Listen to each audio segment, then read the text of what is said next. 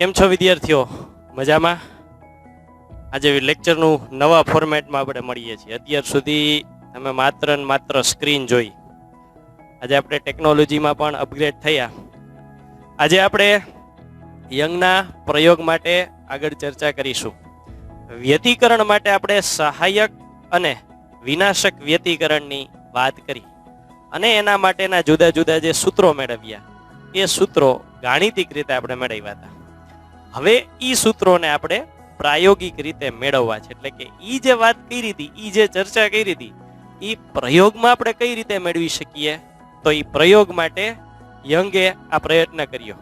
એટલે સૌ પ્રથમ પ્રયત્ન કર્યો એટલે ઈ મારા ને તમારા જેવો પ્રયત્ન થાય. આપણને કીધું કે બે પ્રકાશ ભેગા કરવાના, એટલે એક બાજુમાં ઇલેક્ટ્રિકની દુકાનેથી એક બલ્બ લઈ આવીએ અને બીજો બલ્બ, અને બે હરખા જ લઈ આવીએ, કારણ કે આપણને એવું જોઈએ હરખા જ પ્રયોગ કરવા છે. એટલે આવા બે સોડિયમ લેમ્પ, એકને S1 કીધું, બીજો સોડિયમ લેમ્પ છે ને S2 કીધું. આપણને તો કીધું કે સંપાદીકરણમાં બે તરંગો ભેગા કરવા છે, કરી દઈ ભેગા. બે તરંગોને ભેગા કર્યા. આ પડદો છે, એ પડદા ઉપર બે તરંગો અહીંયા ભેગા થયા. બે તરંગો ભેગા થયા ને એટલે હવે શું થયું એ જોવાનું છે. વ્યતિકરણ થયું તો કયું થયું, ઉદ્ગમોનો પ્રકાર કયો? કારણ કે આમ જો જૂની થિયરી યાદ કરો ને તો ઉદ્ગમના બે પ્રકાર, એક સુસંબંધ અને એક અસુસંબંધ. સુસંબંધમાં જ આપણને સહાયક અને વિનાશક વ્યતિકરણ મળે છે. અસુસંબંધમાં એવું કશું મળતું નથી. એટલે પ્રાયોગિક રીતે શું થયું ને એ ચેક કરવું હતું. તો પ્રાયોગિક રીતે ચેક કરવા માટે આપણે કઈ કઈ બાબતો ધ્યાનમાં લીધી? તો કે ઉદ્ગમ છે એ બે હરખા જ સોડિયમ લેમ્પ લઈ લીધા. એક સમાન સોડિયમ લેમ્પ લીધા અને સરખા ઉદ્ગમો લઈને એટલે ઉદ્ગમોને કહેવાય સુસંબંધ ઉદ્ગમો. કારણ કે આપણે વ્યાખ્યામાં જેવું કીધું હતું, સુસંબંધ ઉદ્ગમો એટલે સમાન અને સમાન આવૃત્તિથી જે ઉદ્ગમો પ્રકાશનું ઉત્સર્જન કરે. તો આપણે બે ઉદ્ગમો તરીકે સોડિયમ લેમ્પ વાપર્યા એટલે સમાન ઉદ્ગમ થયા. હવે આપણે તીવ્રતા ચેક કરીએ. તીવ્રતા માપીને ચેક કરવાની, કેટલી આવી જોવાની. જ્યારે તીવ્રતા ચેક કરીને ત્યારે તીવ્રતા બંનેના સાદા સરવાળા જેટલી, એટલે કે I1 અને I2 જેટલી મળી. I1 અને I2 જેટલી મળી એટલે પેલો પ્રશ્ન એ થાય કે આપણે ઉદ્ગમના પ્રકાર કીધા સુસંબંધ અને તીવ્રતા લખી અસુસંબંધની. પણ આ સાચું છે, ઉદ્ગમ તો આપણે સુસંબંધ જ લીધા, પણ પ્રાયોગિક કિંમત અસુસંબંધ જેવી મળી. એનો અર્થ એની વર્તણૂક કોના જેવી થઈ? અસુસંબંધ જેવી. તો પ્રશ્ન એ થાય કે આપણે બે લેમ્પ સરખા લીધા, સુસંબંધ ઉદ્ગમો જ કીધા, તોય કેમ તીવ્રતા અસુસંબંધ જેવી મળી?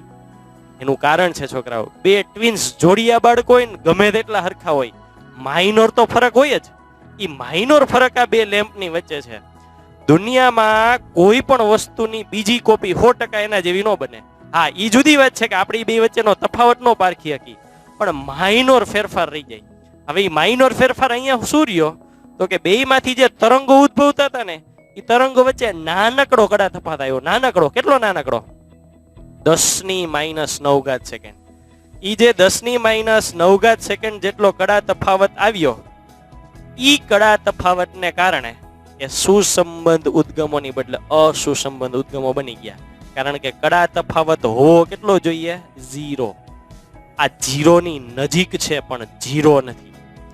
એટલા માટે આ જે તરંગો છે એ ઉદ્ગમ સુસંબંધ હોવા છતાં અસુસંબંધની જેમ વર્તા. એટલે આ પેલો પ્રયત્ન, જે પ્રથમ પ્રયત્ન બે અલગ અલગ સોડિયમ લેમ્પ લઈ અને કર્યો હતો, એ પ્રથમ પ્રયત્ન સફળ ન થયો. હવે તો યંગે એવું વિચાર્યું કે ભાઈ બે બલ્બ લઈ તો આ પ્રશ્ન આવે ને, એક જ બલ્બ લઈને એમાંથી કંઈક બે પ્રકાશના તરંગ ઉત્પન્ન કરીએ અને એને ઉપયોગમાં લઈએ તો.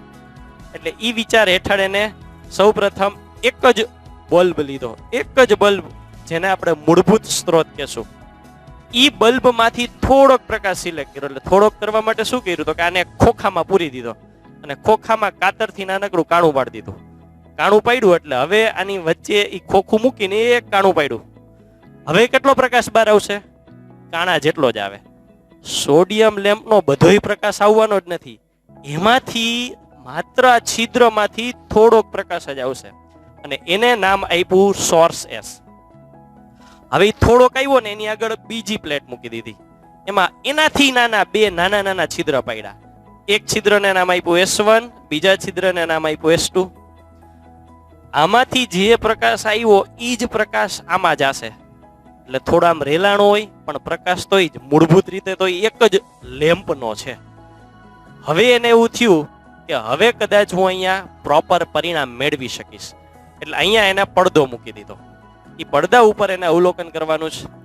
ચાલો, એ વ્યતિકરણ અસરનું અવલોકન કરવા માટે પડદો રાખ્યા પછી હવે આપણે જોઈએ કે પ્રકાશ કઈ રીતે અહીંથી આગળ વધશે. પ્રકાશનું કિરણ આ છિદ્રમાંથી દાખલ થયું, ઈ તરંગ આગળ વધતું વધતું અહીંયા આવ્યું, એટલે એમાંથી બે છિદ્રમાંથી જ ઈ તરંગ બહાર નીકળી શકશે.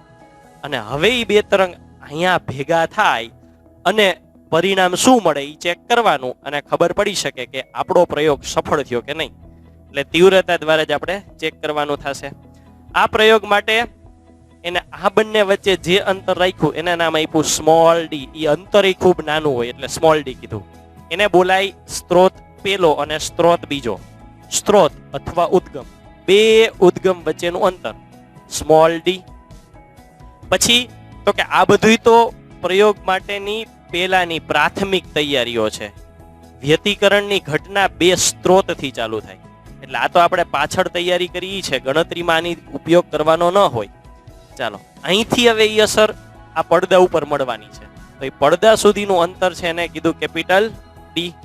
કેપિટલ ડી એટલા માટે આ અંતર મોટું હશે, આ નાનું હશે.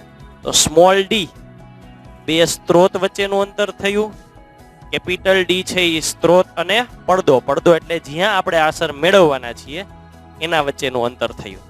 હવે આ જ વસ્તુને આપણે ભૂમિતિમાં કન્વર્ટ કરી નાખીએ, એટલે આપણે જે કંઈ પણ ગણતરી કરવી હોય સહેલી રહીએ. તો સ્ત્રોત S1 ને હું અહીંયા દર્શાવી દઉં, એ જ રીતે સ્ત્રોત S2 ને અહીંયા દર્શાવી દીધા. S1 અને S2 અહીંયા પડદો, પડદાને નામ આપી દીધું G અને G'. આ એનો લંબ દ્વિભાજક દોર્યો. આપણા માટે સંદર્ભ બિંદુ અથવા સંદર્ભ રેખા અહીંથી લેવાના થશે. બિંદુ તરીકે આપણે અહીંયા O ધ્યાનમાં લીધું.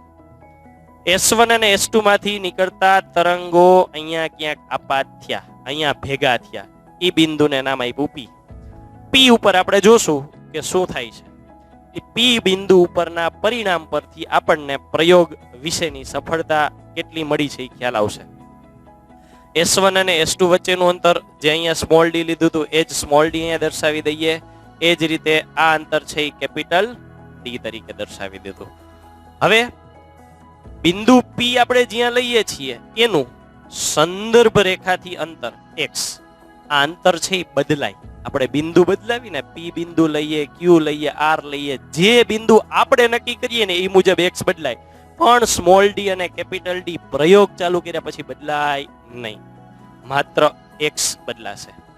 હવે જો P બિંદુની વાત કરીએ તો P બિંદુ પાસે મારા અવલોકનમાં એવું આવ્યું કે પ્રકાશની તીવ્રતા મહત્તમ મળી.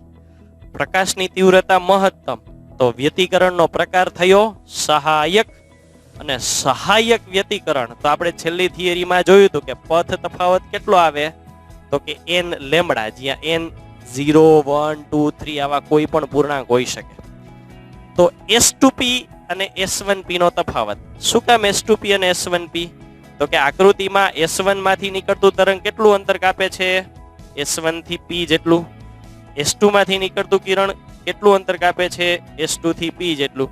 એ બંને વચ્ચેનો તફાવત એ n લેમ્બડા જેટલો થાય તો જ તીવ્રતા મહત્તમ મળે, નકર તીવ્રતા મહત્તમ ન મળે. ચાલો, હવે આપણે ભૂમિતિ ઉપર આવી જઈએ અને આ પરિણામ મેળવવા માટે પ્રયત્ન કરીએ. એટલે આકૃતિ ઉપરથી આપણે આ બાબત ઉપર આગળ વધીશું. સૌથી પહેલા આપણે S2P અને S1P બેયને વ્યક્તિગત અલગ અલગ ગણીશું, પછી બેયનું સાદુરૂપ છે એ ભેગું કરી દેશું.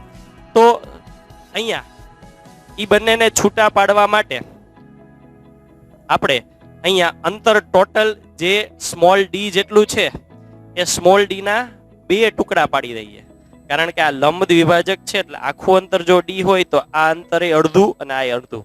એટલે અહીંથી એક લાઈન દોરીએ તો આ ભાગ કેટલો થશે? તો કે આ ભાગ થઈ જશે d/2 જેટલો. સેમ નીચે બીજો ભાગ છે એ કેટલો થઈ જશે? તો કે d/2 જેટલો. ઉપરનો ભાગ એ d/2, નીચેનો ભાગ એ d/2. આ જે ભાગ છે એ આપણે માત્ર ભૂમિતિની સાદુરૂપ માટેની ઉપયોગિતા છે. ચાલો હવે s1p², s1p². તો અહીંયા ત્રિકોણ બને છે. ધ્યાનથી જો આપણે ત્રિકોણને ખાલી હાઇલાઇટ કરીએ, આ ત્રિકોણ આટલો બનશે. s1p શું થઈ ગયો? કર્ણ. અને આ બંને ત્રિકોણની કાટકોણ ત્રિકોણની બાજુઓ. કર્ણનો વર્ગ એટલે બંને બાજુઓના વર્ગનો સરવાળો. એમાં જો આ અંતર તો આપણા માટે સરળ છે. કેટલું છે? કેપિટલ D જેટલું. હવે વાત આવી આટલું અંતરની. તો ધ્યાનથી જોવો જી, આ અંતર કેટલું છે ટોટલ? x. આટલું નથી જોતું તો બાકી શું રહ્યું? તો કે x માંથી d/2 બાદ કરી દઈએ એટલે એક બાજુ તરીકે d² આવી ગયો, બીજી બાજુ તરીકે x માંથી આપણે આટલો ભાગ બાદ કર્યો એટલે x - d/2². તો આ s1p માટેનું સાદુરૂપ આપણે આપ્યું. સેમ હવે ત્રિકોણ આપણે કાઢી નાખીએ. બીજો ભાગ જોઈએ છે s2p². ફરી પાછો એવો ત્રિકોણ બતાવીએ અને ઈ ત્રિકોણ માટે જ સાદુરૂપ લઈએ. તો આ થઈ ગયો s2p ને કવર કરતો એવો ત્રિકોણ. s2p કર્ણ એક બાજુ અને બીજી બાજુ. આ બાજુ તો ફિક્સ જ છે d જેટલી. ચાલો બીજી બાજુમાં આટલું અંતર x છે, આટલો ભાગ હજુ ઉમેરવાનો છે એટલે x માં d/2 ઉમેરી દેશું. x માં d/2 ઉમેરી દેશું એટલે capital D² plus x plus d/2 નો હોલ સ્ક્વેર. આ વ્યક્તિગત આપણે s1p અને s2p ની કિંમતો મેળવી. આપણે તો બાદબાકી સુધી પહોંચવું છે એટલે હવે s2p² માંથી આપણે s1p² બાદ કરી દઈએ. તો બાદ કરી દીધા. ચાલો s2p માટે આ થશે સાદુરૂપ, s1p માટે આ મૂકીએ. વિસ્તરણ લઈએ. વિસ્તરણમાં કેપિટલ D નો સ્ક્વેર એમનામ પ્રથમ પદનો વર્ગ પ્લસ 2 ગુણ્યા પ્રથમ પદ ગુણ્યા દ્વિતીય પદ વત્તા દ્વિતીય પદનો વર્ગ માઇનસ બીજામાં સેમ પણ ફરક એટલો છે કે અહીંયા પ્લસ નિશાની છે, અહીંયા માઇનસ છે એટલે મધ્યમ પદમાં માઇનસ નિશાની આવી ગઈ. હવે સરખું શું છે? તો કે d² અને d² ગયા. ચાલો પછી x² અને x² ગયા. પછી d²/4 અને d²/4 ગયા. બાકી શું વધ્યું? પેલામાંથી વધ્યું 2 2 કેન્સલ એટલે x * d માઇનસ અને માઇનસ બે વખત માઇનસ અને ત્યાં પણ બાકી વધશે 2 2 કેન્સલ એટલે x * d minus minus plus total થયું 2xd.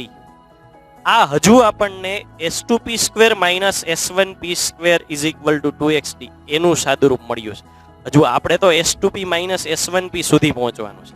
ચાલો આ પાછો અવયવ થયો x² - y² = x + y × x - y. તો એ જ પ્રમાણે આને છૂટું પાડીએ. s2p - s1p × s2p + s1p = 2xd as it is. આપણે જોઈએ છે એને રાખીએ અને બાકીનું કરતા એટલે આ વિભાગ છે એ સામે છેદમાં જશે. s2p - s1p રાખ્યા, સામે વિભાગ છેદમાં જશે એટલે 2xd છેદમાં s2p + s1p. ચાલો નેક્સ્ટ આગળ વધીએ. આકૃતિ અને છેલ્લા સમીકરણથી આપણે આ સાદુરૂપ આગળ વધારીએ. તો છેલ્લે આપણે આ આકૃતિમાં આ સ્ટેપ સુધી પહોંચ્યા હતા કે s2p - s1p = 2 × x × d upon s2p + s1p. હવે આ સાદુરૂપ માટે એક એક વિભાગને આપણે અહીંયા નામ નિર્દેશન કરી અને સાદુરૂપ આપીએ. તો આકૃતિ પરથી આપણે કઈ કઈ બાબતો નક્કી કરી શકીએ? તો કે s1 અને s2 એમની વચ્ચેનું અંતર આપણે સ્મોલ d કીધું છે, o થી p સુધીનું અંતર x કીધું છે. સ્મોલ d અને સ્મોલ x બે નાના અથવા તો સ્મોલ લેટરમાં એટલે દર્શાવ્યા છે કે એની કિંમત એ નાની જોવાની છે. સ્મોલ d છે એ મિલીમીટરમાં હોય છે અને x સેન્ટીમીટરમાં. કેપિટલ D જનરલી મીટરમાં જોઈ છે એટલે અંદાજિત 50 થી 100 ગણું મોટું હોય જ છે. એટલે x અને સ્મોલ d એ કેપિટલ D ની સરખામણીમાં ખૂબ નાના હોય છે, very very less than d. આ એપ્રોક્સિમેશન માટે આપણે વાપરવાના છે. એપ્રોક્સિમેશન માટે આપણે આંકડાકીય ગણતરી લઈ લઈએ એટલે આપણને ખ્યાલ આવે કે અવગણી શકાય કે નહીં.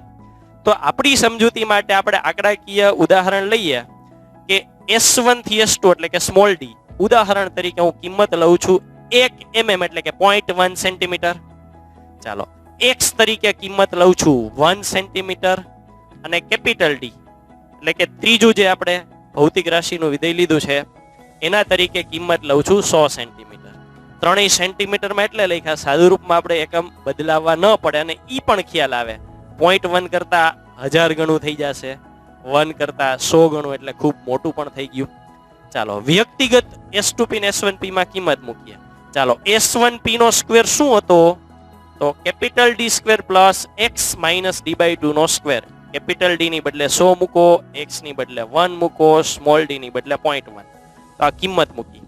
કેલ્ક્યુલેટર થી સાદુરૂપ આપશો એટલે 1,0,0,0,0.9025 આન્સર આવશે. પણ આ વર્ગ છે, વર્ગમૂળ કરો. વર્ગમૂળ કરશો એટલે આન્સર થઈ જશે 100.004. સેમ S2P માટે આ કિંમતમાં માઇનસ ની બદલે પ્લસ સંજ્ઞા આવી જતી હતી અને આ જ કિંમતો મૂકી અને સાદુરૂપ આપશો એટલે આ કિંમત આવે છે 100.005. ચાલો છેદમાં આપણે બેયનો સરવાળો મૂકવાનો છે. બેયનો સરવાળો કરીએ. સરવાળો કરીએ એટલે 100.004 પ્લસ 100.005. શું સરવાળો થશે? 200.009. હવે 200.009 009 એટલે ત્રીજા દશાંશ સ્થાને છેક આવે છે. શું ફરક પડે? 200 ની સામે 0.009 ને કાંઈ ફરક ન પડે. આપણે 200 લખી નાખીએ એપ્રોક્સિમેટલી, ચાલે. કોઈ પરિણામમાં મોટો ફેરફાર નથી આવવાનો.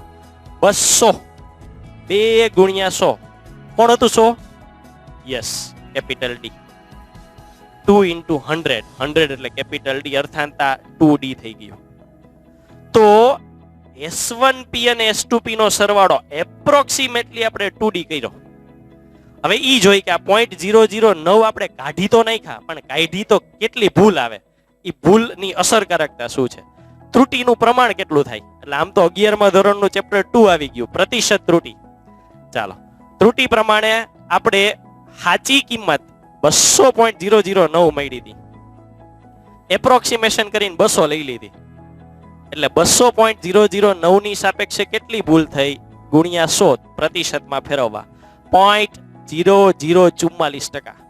100 એ 0.0044, 1000 એ 0.044, 10,000 એ 0.44, પછી લાખે 4.4 અને 10 લાખે 44.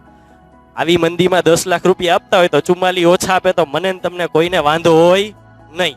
એટલે એવા જાતા કરવાના થાય. એ જ રીતે આટલા નાના પ્રમાણમાં ફેરફાર હતો એટલે આપણે એપ્રોક્સિમેટલી આને જાતા કર્યા એટલે હવે આપણે આ જે સરવાળો છે એને 2D તરીકે લખીશું. અહીંયા મેં આ ઉદાહરણ સમજૂતી માટે જ લખ્યું છે, આપણે થિયરીમાં લખવાની જરૂર નથી, પણ સાબિતી હોય તો આપણને સરળ રહે. એટલે સમીકરણ 1 માં આ કિંમત મૂકીએ. આ સમીકરણ 1 હતું, છેદમાં આપણે કિંમત મૂકવાની છે.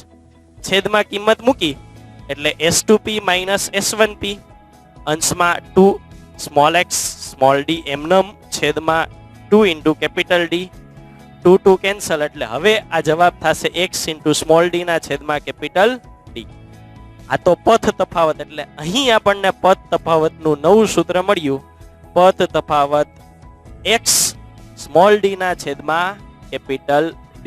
આ યંગના પ્રયોગની ગોઠવણી દ્વારા આ મુજબ આપણને સમીકરણ મળે છે અને એ જ મુજબ તીવ્રતા બદલાય છે.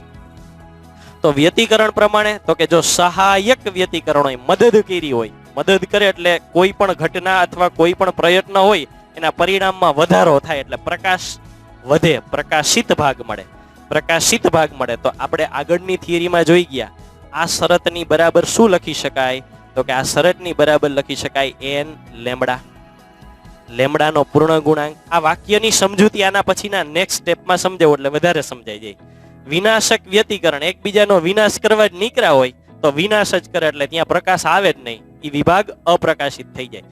પથ તફાવતનું બેઝિક સૂત્ર આ જ રહેશે, પણ એનું સાદુરૂપની શરત n લેમ્બડા હોય એની બદલે વિનાશકમાં થઈ જાય n+1/2 લેમ્બડા. n ની કિંમત તો એ જ થાય, પણ હવે જુઓ 0 lambda, 2 lambda, 3 lambda, 4 lambda, 5 lambda, 0 1 2 3 4 5 બધાય પૂર્ણાંક, પૂર્ણ ગુણાંક. એટલે અહીંયા કીધું લેમ્બડાનો પૂર્ણ ગુણાંક. આમાં કિંમત મૂકો તો lambda by 2, 3 lambda by 2, 5 lambda by 2, 7 lambda by 2, 1, 3, 5, 7, 9 પૂર્ણાંક તો છે પણ બધાય કેવા છે? એકી. એટલે લેમડા બાય 2 એના પૂર્ણ ગુણાંક સ્વરૂપે જે શરત મળે એ વિનાશક વ્યતિકરણની થાય. તો યંગે આ રીતે પોતાના પ્રયોગ દ્વારા આપણને પથ તફાવતનું એક સમીકરણ small x small D upon capital D આપ્યું. આમાંથી આપણે કોમ્પિટિટિવ એક્ઝામ માટે કેટલો સેક્શન યાદ રાખવો અથવા ધ્યાનમાં લેવો જરૂરી છે? અત્યાર સુધી હતી થિયરીની સાબિતી હતી. તો કે પહેલી બાબત, યંગે પથ તફાવતનું નવું સૂત્ર આપ્યું. કયું? તો કે સ્મોલ એક્સ સ્મોલ ડી ના છેદમાં કેપિટલ ડી. સ્મોલ એક્સ એટલે બિંદુનું અંતર, સ્મોલ ડી બે ઉદ્ગમો વચ્ચેનું અંતર અને કેપિટલ ડી પડદાથી ઉદ્ગમ સુધીનું અંતર.